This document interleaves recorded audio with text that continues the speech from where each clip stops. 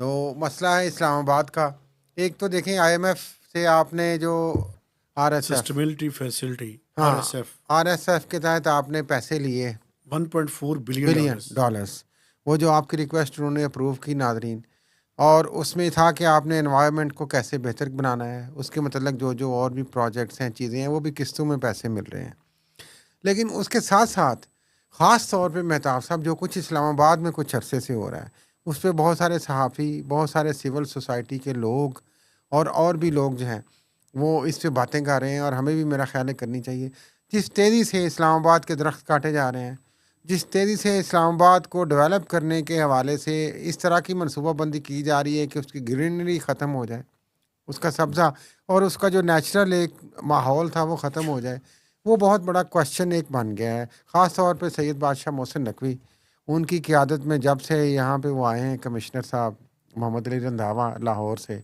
اور اس کے بعد ان کی جو ٹیم ہے وہ جو کچھ کر رہی ہے، چلیں جو آپ سوسائٹیز بنا رہے ہیں ان میں بھی آپ نے گرینری کا کوئی آپ نے منصوبہ نہیں دیا ہے، چاہے وہ DHA مارگلا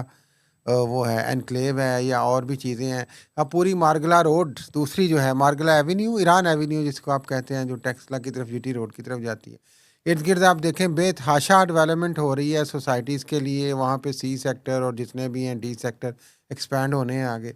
پھر ابھی جو تازہ ترین ہم دیکھ رہے ہیں کہ شکر پڑیاں کے پاس جو پورا ایک نیچرل ہیبیٹاٹ تھا اور جنگل تھا،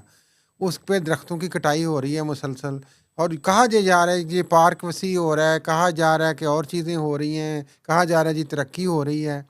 انڈر پاسز آپ نے بنائے، اس کے بعد جو درخت کاٹے آپ نے ان کا کوئی حساب کتاب نہیں دیا.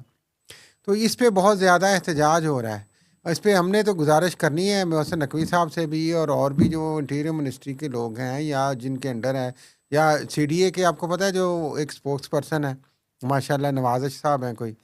وہ ان کو جب بھی کال کریں ہی نیور رسپانس بیک، کبھی جواب ہی نہیں دیتے وہ.